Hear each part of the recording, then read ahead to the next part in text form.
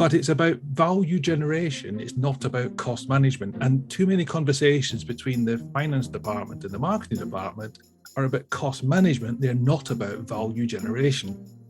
And that's where it goes off the rails. Welcome to What Gets Measured, a NinjaCat podcast about marketing, performance management, metrics, and effectiveness. Because what gets measured gets managed. I'm your host, Jake Sanders. From his own experience in the hot seat as a CEO, chairman, and director of fast-growing businesses across a range of sectors, Alastair Thomson knows firsthand the challenges owners and executives face in building the business of their dreams. He's an author, founder, publisher, and CFO-whisperer, and he's on a mission to help business owners find the ideas, resources, training, coaching, and support that they need. And today, it's a pleasure to welcome Alastair to What Gets Measured. How are you, sir? I'm very well, thank you, Jake. How are you? Oh, I'm fine. It's another beautiful marketing day here on the podcast. Thank you for sharing your time and calendar with us. I'm very happy to do that. And as you know, Jake, marketers are some of my favorite people. So I'm always happy to hang out with the cool kids in the marketing department. And I always say people are marketers too sometimes, and marketers are people. We just have to remind ourselves sometimes that we are people. So let's start with your book. It's brilliant. How to Build a Better Business Plan. You're focusing on how to create a compelling and evidence-backed business plan to get the yes from investors. And so since we focus on marketing here, I thought it'd be interesting to talk about the marketing plan. How might marketers apply some of your principles to their own marketing plans and getting budgets approved, from the C-suite? Are there parallels here? Yes, I think there are. I mean, when it comes to a business plan, sometimes it's a bit formulaic. People are preparing a plan because, hey, it's November, it's time to do our business plan. They're not necessarily going into that with any particular purpose in mind. It's just come up on the calendar reminder that it's time to do another business plan. Correct. But more often what people are doing with a business plan is they're wanting something out of it. They're wanting maybe investment. They're wanting to attract someone to put money in the business. They want to convince a bank or another lender to extend credit, to provide funds for future expansion, whatever the case may be. They may be putting a case forward to maybe to a government body to say, we would like you to give us X amount of dollars if we build a factory in your town, and here's what we're going to do in return for it. So often when people are preparing a business plan, they're doing it for a reason. And it's quite important to understand what that reason is. So if it's just November and you do one every November, just crank the handle and don't worry about it. But if you're trying to get a result, investment, funding, government support, whatever those things may be, that's when you really need to think about your business plan. And I describe it as a good business plan is kind of, it's partly a marketing document, and it's partly something you may need to rely on in court. So you're wanting to make sure that you have got a sufficient degree of evidence and logic and understanding. Not that the plan is necessarily going to be delivered 100%, because that assumes perfect information and the world is not perfect. Right. But you want to be able to say, I believe this based on this information, and in the circumstances, that was a reasonable enough belief. It may not have turned out that way. It may be a lot better. It may have been a lot worse. It may have been about the same. But the key point is you're demonstrating the evidence-based and the logic that builds all the way through your business plan to say, and this is why I want $5 million. I'm wondering if marketers even would say such a crazy thing. And this is why I demand this money. I think they'd say, what do you have? What can I have? Maybe they don't even approach it from a plan because there isn't a strong action case. I mean, what do you see with in regards to marketers getting plans together? Like, I mean, you see us. You've told us that we're people too. Do you think there's a schism in between business and marketing? Because you mentioned that it's partly a marketing document, but it's also legally admissible. Yeah. What are those parallels that you see marketers? Do they need to strengthen up their business thing, or I mean, help us unpack this a little bit more. Yeah, so let me sort of caveat this first of all with not every CFO you come across may share this point of view. Okay, Fair. so that's let's get that out there. Uh, but for me, where particularly in larger organizations where the process goes off the rails, and again, to be fair to marketers, this is largely the CFO's fault. So let's get that out Good there news. as well. Good news to us. But the starting point is often, there's your budget for next year. Tell me how you're going to spend it. And that for me is completely the wrong process to go through, because really what we should be saying to marketers is, look, we want to create a vibrant, successful, fast-growing business, whatever your objectives might be. And what we're looking for is we're looking for the best ways to achieve that while delivering the best possible value. So, you could throw $100 million at it, or you could throw $10 million at it. Well, I'd rather we threw $10 million at it, probably, all things considered. Naturally. But it's about value generation. It's not about cost management. And too many conversations between the finance department and the marketing department are about cost management. They're not about value generation. And that's where it goes off the rails.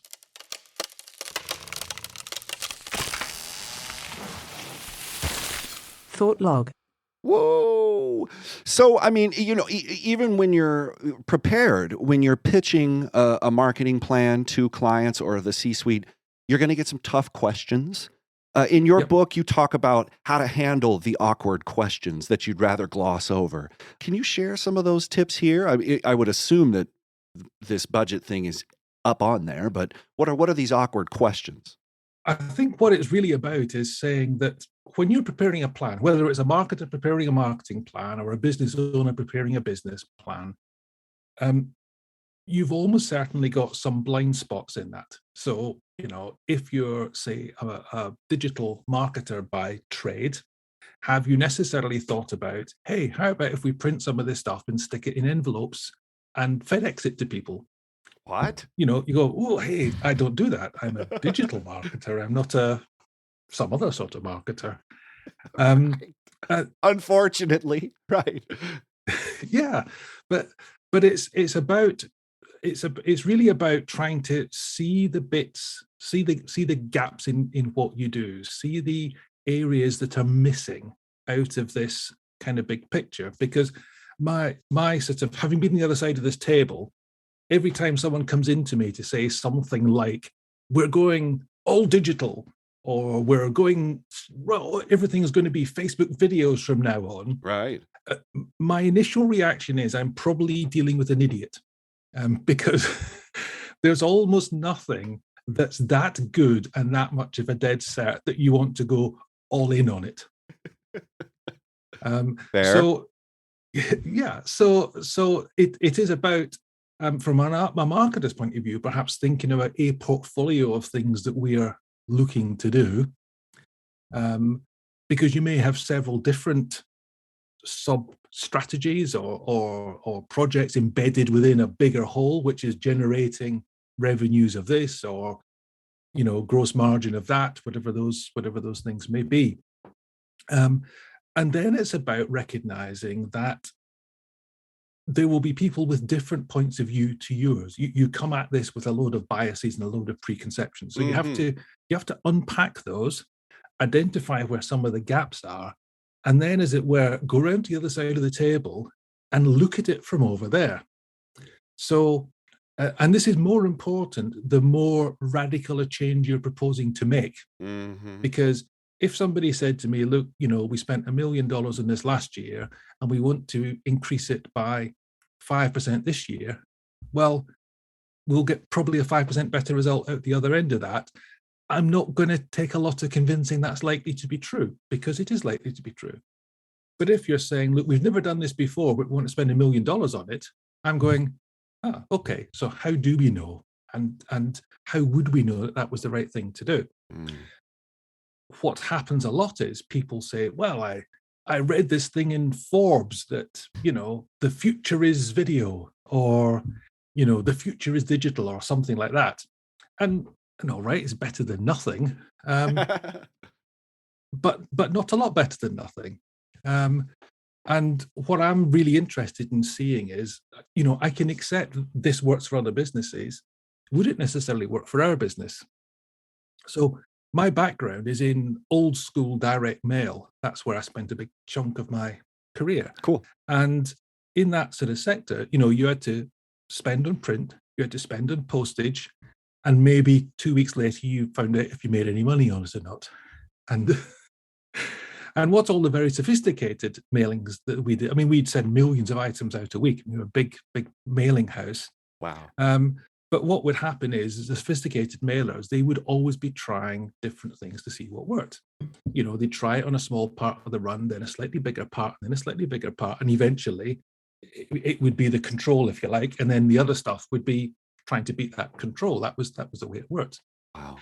And things like that, where, if you sent out 1,000 letters and nobody responded, well, it didn't matter. It was in the fractions of a decimal percent anyway. But if some people did respond, and if it looked like a decent response rate relative to what you were already doing, you could scale up. You go from 1,000 to 5,000, 5,000 to 10,000, 10,000 to 20,000, 20,000 to 50,000, and so on. Now, if you come to me and say, look, we've done this thing, we've spent a couple of $100 on it, and we're not saying it's guaranteed, but we are saying, look, so far we got a result as good or better than what we had before, then let's give it a try, and let's increase the amount of money that we're devoting to that, and let's try and get that result replicated on a wider basis. I'm now much more likely to be interested because I know that we've got something that works within our business, within our environment, within our industry. It's not just something that you read in Forbes. Well, and here's something that I'm just thinking right now. Test it. Let's just test it. Let's just test it. Everyone says, just test it. Now, I'm thinking that's a great idea, but also, oh no, don't test everything. Yeah. Do you kind of, I'm just sort of thinking like there is a way for you to measure the performance, but then there's also a way for you to just get lost in the measurements. Do you see where I'm coming from with that, or? Most definitely. So I think part of the issue is, and in some ways, it's the digital world makes it too easy to test things. So because it's so easy, a lot of the people kind of switch off the thinking part of their brain. They just go off and, let's do it in red, let's do it in green, let's do it in yellow, let's do it in blue, let's see what difference it is. And probably the difference is nothing. But I think then you're getting to this point of, well, we just got to keep testing, How is that dangerous? And how does that also make sense? Oh yeah, you want to be scientific about this. Let's keep testing. Like A/B testing. You're telling me you shouldn't do that, or you should, or it's minimal, or how do you stop testing? Because I'm thinking, man, I don't think people are testing enough. I'm pretty sure over testing isn't people's problem, but this mentality of we can just test it, I think, is sort of corrupting the idea of empirically arrived information. Wrap on it. I accept I'm maybe a little bit different to your average person in this, but don't say that. For me, data tells a story. I look at a set of numbers and it tells me a story, and it's one of those things that just my brain works that way. Not everybody does, so So I accept that. Yes. For me, the key bit to testing is, I think at some level you probably should always be testing, but sometimes it's about the testing. The main purpose of the testing is actually just to remind you that you're doing the right thing in the first place. So, and it's something that kind of gives that oh yeah, we are on the right track. But maybe we're so obsessed with out of the park things or abysmal failures that this steady path seems sort of not sexy. Am I wrong? I hate that. Like, do you think there's like, oh, it didn't swing towards the fences, or we didn't drive into the Grand Canyon? Meh. You know, like people aren't happy with meh, but meh could be good if you scale it. Can you scale meh? Am I making sense? Is this stupid? No, I think you're right. And I think that's exactly the issue. So for me, if you're doing a test, you're testing 1,000 letters are going out in your direct mail campaign. If every single one of those people responds to your offer, then for goodness sake, scale it up as fast as you can because you've got something going there. If you send out 1,000 letters and nobody responds, don't do that again. That was clearly stupid. But the bulk of things will come where actually it doesn't make a lot of difference. And what I'm perhaps more concerned about is if it's not making a lot of difference at an early stage, kick it out, stop doing it. What you're really testing for isn't some kind of sophisticated multivariate analyses of 8,000 different treatments of a campaign of some description, which, and frankly, nobody understands the maths anyway. So probably you're wasting your time. You probably got the numbers wrong. Somewhere along the marketing mix model, maybe. Yeah.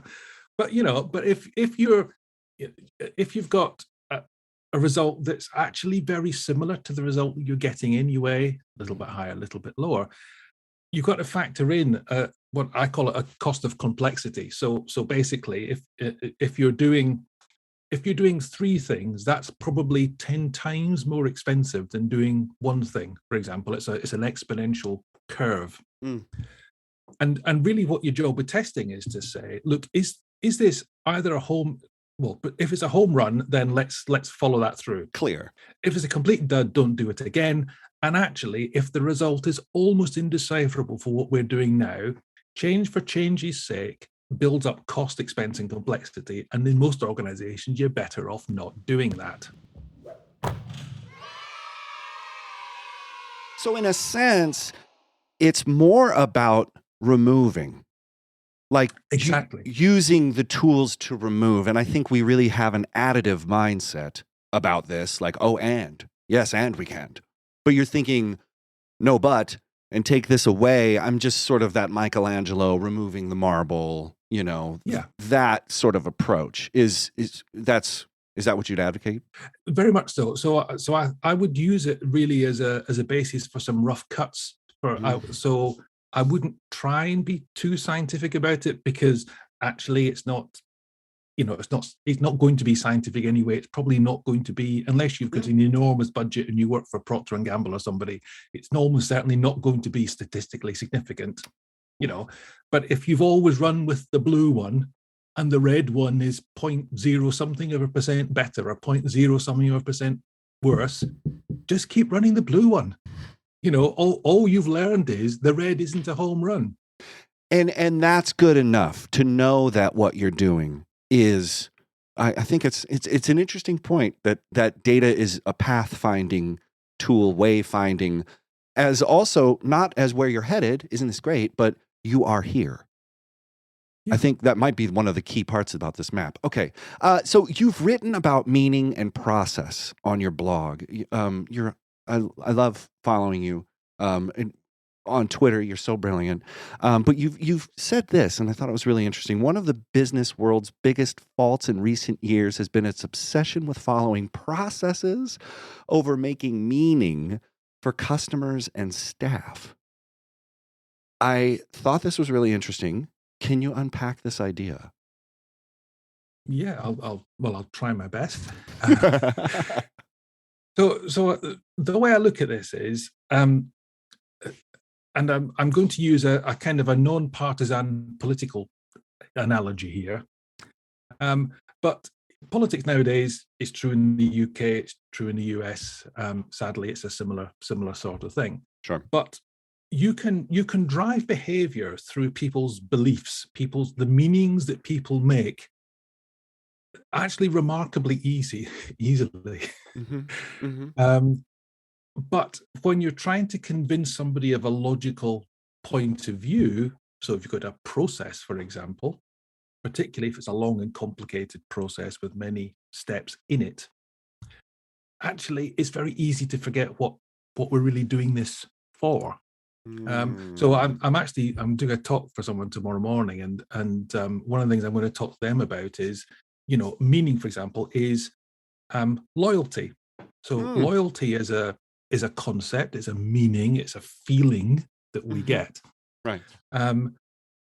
However, again, maybe different for you, but over here, our big supermarket groups, many of them have kind of loyalty cards and Definitely. Apps and things like that. Definitely. But they're loyalty schemes, they call them. And they're very clever and very, you bought this, maybe you want to buy that, all that sort of. It's all very, very clever, but it's not really loyalty, because it's a thinking process, and it's a very expensive thinking process, because this requires enormous amounts of big data and programming and 100 other things that go behind that. It might well be sophisticated. It might well generate X% more on the revenue line than you would have had anyway. I'm not saying it's a terrible idea, but it isn't loyalty. There was a study done here a few years ago, and I can't quite remember the figure, but basically the research boiled down to the fact that you were likely to be loyal to whichever supermarket was within 2.3 miles of where you lived or worked. Right. And it wasn't actually loyalty at all. It was habit and convenience and inertia. There's something about gas stations where they've had to remove them from certain brand analysis stuff, because it's just, you can't get rid of the fact that people just go to the gas station that's near them, even if the price is 40 cents more. That can happen. That's a real thing. And they think, oh man, we can raise prices for these people, but these people are just lazy. It's a very interesting. But so you're saying there's this meaning is real. Meaning is real, right? For people, Yep. Having loyal behavior is a real thing, right? Or how then do you, as a marketer, get folks to, is it to get them to be loyal, or is it to create that inertia, or what's the marketing takeaway here? Because people are thinking, if I can have purpose and they believe in me and we save enough bees and dolphins and whales and flowers. Yeah, and again, in a marketing sense, it depends a little bit what you're trying to do. But if you think of the cost of a large supermarket group's customer loyalty scheme, it's hundreds of millions, maybe into the billions. I don't know, but it's an enormous amount of money. They're processing the data, they're doing all the research, they're spamming you with this, they're sending that in the post, they're busy. And I don't know what it costs, but it's a lot of money. But if you could just get people to believe in you, and maybe, everyday supermarkets are maybe not the most likely place where this is going to happen, but you see people, I suppose probably the best known example, someone like Patagonia, where people believe that they believe in what it is they're doing, and that they're doing for the right reasons. Right. And those reasons are shared by the people who are likely to be buying their products. I'm sure they have some sort of, I'm not one of their customers, so I don't know, but I'm sure they have some sort of a scheme that tracks people's behavior and says, you bought one of these, you might like to buy one of those, and what have you. But actually, that's much, much less important than the fact that if I'm a Patagonia customer and I believe in the things that business believes in, then next time I need a jacket, I'm just going to go to Patagonia and buy one. I'm not going to conduct extensive keyword research. I'm not going to visit 17 different stores to try on different things, because none of those people believe the thing that I think that Patagonia believes. So I'm going to short circuit all that stuff. I'm in my belief system. I'm using my belief system to short circuit a lot of decision making that says, I'm just going to go straight to Patagonia and buy it.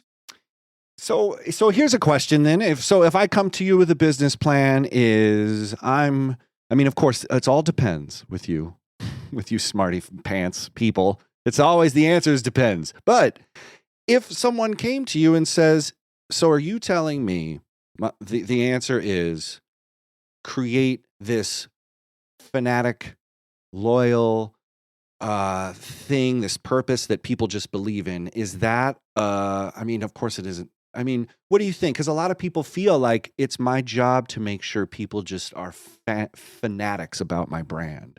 What's your thought about fanaticism? Yeah, As a driver, you know what I mean? I think we all want it, but is it healthy for marketers to hold out for that, to be the next Patagonia, or what's your thought here? I think it's a very worthwhile goal. I have to say, of course, it doesn't work for everybody, you know. Right. So if Lofty I'm in the goal. business of supplying, you know, the nuts that you put into the screws on an assembly line of a car plant somewhere, Okay. I'm probably not going to get you completely switched on to the idea that you should be loyal to my screw fittings. You know, that's probably not a path I would go down. Maybe. You know, and in sort of environments when you're dealing with, you know, sophisticated professional procurement people, I mean, Right. if you think CFOs are skeptical, you haven't seen a procurement person on the other side of the table, because they believe nothing. Good for them, and good on them. Yeah, we pay you for that. You're absolutely right. Yes. Yeah. So, but I think what it boils down to, though, is the way I think about marketing as in a sort of business context is that there are some things which I'm expecting to be a process. So I'm expecting a marketer or a process that says someone puts in their email details on our website, stuff happens after that, the net result of which 8 or 10 or 20 steps later is they buy some of our products. That's a process. You can map it out, you can understand what it is, you can track the metrics. Oh, you know, only 0.1% of visitors signed up today and it was 0.2 yesterday, you know, what's going on, you know, you can do all that sort of stuff. Right. So I'm expecting part of the process will be that. And usually CFOs quite like that sort of stuff because we understand it in its numbers and its process and its logic. But I'd also say there are some things which I would like to see more of, which are maybe a little bit harder to pin down. It might be in the area of positioning. It might be in the area of that kind of identity between self and the business, or that kind of shared belief sort of thing that's Community, going on. right. Or it might just be, you know, something which relates to a particular approach to the world. So it might be, you know, we're totally sustainable packaging or something like that, you know. So yeah.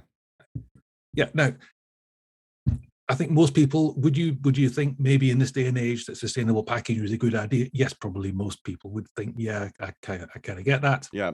You know, would I necessarily be expecting you as a marketer to say, you know, here's $8 million worth of research to show that people think that recycled packaging is a good idea? I think, well, no, that's probably a waste of time and money. I think we can probably accept that it just needs to happen. Right. And, you know, and if you're saying, well, look, it's X% extra on the cost of a box to do whatever, depends how much that X% is, but we can have a debate about that. But I'm not necessarily expecting that level of proof. Some stuff has got to be, we just don't know. We will probably never know. And actually the time and expense, the time and expense of trying to figure that out to a scientific basis is far outweighs whatever we'd have spent doing it anyway. So why don't we just cut that bit out and just go and do it? And that's where I think sometimes we get lost in this, what an old boss of mine used to call analysis paralysis, you know, where we're so busy spending, and I've nothing against market research, by the way, because it's a worthwhile activity. But, you know, $8 million of market research to find out that people think sustainable packaging is a good idea. Yeah. Why are we wasting our time? What's a Cinderella story you have where someone used, you know, your methodology or advice for building a business plan and they just had like a storybook ending? Do you have like a rip-roaring success story? I think where it happens is when people are trying to make big changes. So if you're trying to do last year plus 2%, you just take your spreadsheet, you write the formula that says take last year's number and add 2%, and then that's your business plan, you know. Right. And they're the sorts of plans that you do every November. because the calendar reminder comes up to say that's what you're There going to you do. go. Exactly right. Where it becomes more important is if you're trying to make a change to what you do. It might be a change in terms of shifting a product line or a product portfolio, or it might be a change in terms of actually we've been going along nice and steady for a while, and we now want to double in size or something like that. Right. Certainly what I've found is the interesting bit is how much of that is down to I suppose the more subtle, but in some ways also simpler parts of the marketing equation. So often I've found, for example, just switching positioning is a really powerful way to break into a completely different place. You don't change what you do. You don't buy any more machines. You don't have to retrain all your staff. You don't need to, export production to China. You don't need to do any of all that stuff. You actually just need to talk about what you're doing in a way that's different to both the way you've talked about it historically, but also the way most people talk about it. So I'll give you one example, which is from my own career, which is I mentioned before I used to work in the printing industry. Yeah, and one of the things that most printers want to do, and it's still largely true today, is the ideal job for a printer is you start the printing machine up on Monday morning and you run one job all week and you don't touch it until Friday night when you switch the machine off. That's the kind of ideal job for a printer. That's why printing became a commodity process by and large, because actually everybody did that. Interesting. What we did we flipped the positioning, which allowed us to double the size of our business in the course of 2 or 3 years. But we flipped the position to say, no, actually, we are going to be specializing in very short-term, fast turnaround work. It's still printing. It's a lithographic printing was what we did. It's still lithographic printing. It still works in the same printing presses. It's still, blah, blah, blah, blah, blah. But it's not going to be the way that most people do this. Now, some people just want the cheap commodity product. That's okay. That's their business choice. But the commodity product comes at a commodity price. The smaller number of people who are very concerned about getting something tomorrow, it's not exactly money no option, but it's that's maybe number 10 in our list of things we're bothered about here. And you can out of that, you can create a different business model that says doing the thing that's different from the thing that everybody else is doing is often a place where you can find a lot of profits and a lot of growth opportunities, because by definition, nobody else is doing it. The question you've got to find out is, are there enough people in the market for that? But as long as there are, then, is it Warren Buffett, I think might have been Charlie Munger, one of those types of people. He was saying, well, if you look in the market and see what everybody is doing and do the exact opposite of that, you'll probably do very well out of it. Well, it's an interesting choice, is that you're not talking categories. You're not coming up with a brand new type of thing. We're working on a category basis, but if you just switch positioning, you don't have to. That's worth its weight in gold. I don't think maybe a lot of people see that as a viable option. I mean, that's a sort of example where, for me, marketing can be really powerful. So I would put that positioning thing in the marketing space. I mean, some people would say it's a strategy. I would say it might be strategic, but it's strategic in a marketing sense of the word. But that's a strategic piece of work. It doesn't cost $8 million. It doesn't take 18 months to do. It doesn't require 400 new people that you didn't employ before, and these are the sorts of things that you can transform a business very, very quickly. So it's one of my favorite things to look at with clients is, are you just like everybody else? Because if you are, you're kind of, at best, you'll do what everybody else is doing. Or are you going to position yourself in such a way that you become the automatic first choice? It's kind of yours to lose, if you like, down that line. And that's incredibly cheap, but immensely powerful. Woo, damn. All right. That's a big Quote bomb. All right, time to get short. Let's get quippy. Say you're chatting it up with a business owner at a train station. You're having a pint.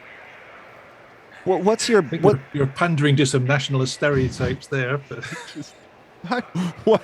I was gonna say something else. I don't know. What would it be the American equivalent? You're waiting inside your house for DoorDash, and there's a person outside that I don't know. No. Let me. So I'm having this pint at the train station. Yes. Okay. Yes, please. Okay, there you go. There's someone's playing bagpipes over here. You're eating a haggis sandwich. Shut up. No. I will not pander anymore. So you're there. You have a pint.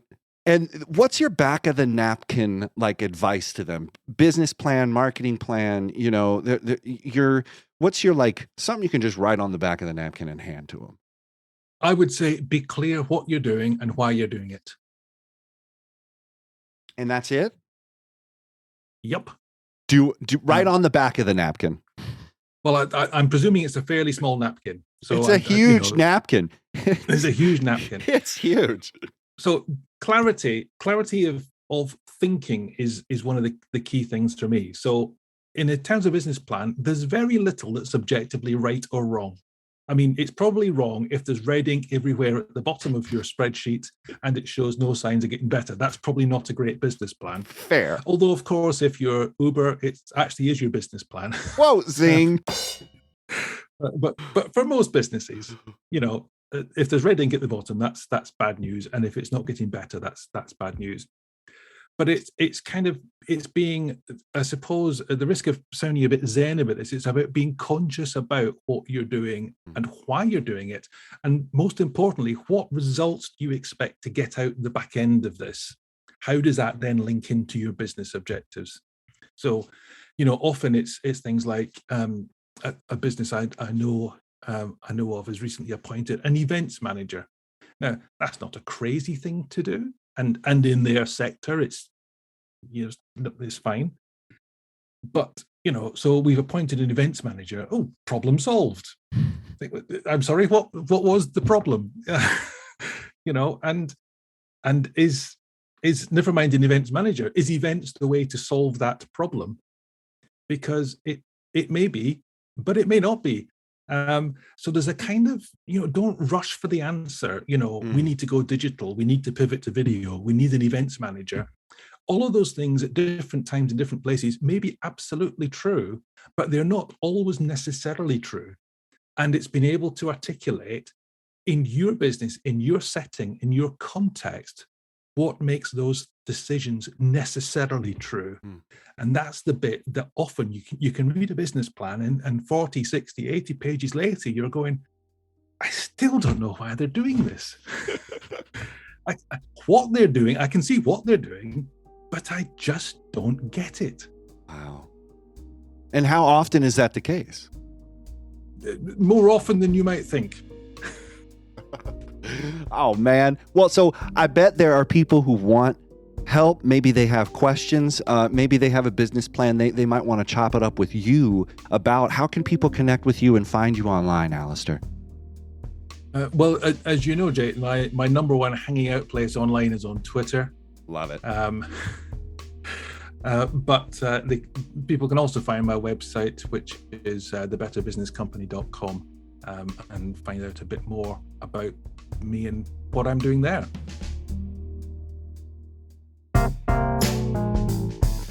Cheese or chocolate? Are you ready? I'm ready. Okay. Cheese or chocolate? Oh, chocolate. Bagpipes or death? Oh, I love bagpipes. We're moving on. I mean, not for dinner, but but as a concept. This leads on to the next one: breakfast or dinner? Breakfast. Blintz or crepe?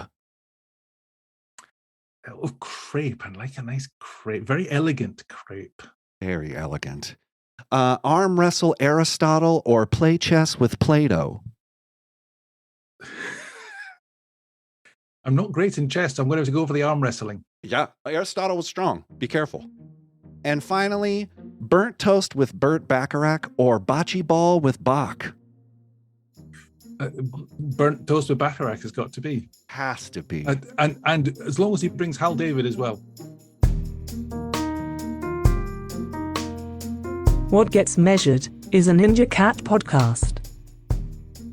Please rate and review the show wherever you find your podcasts. Share this episode on social, and visit us on the web at ninjacat.io.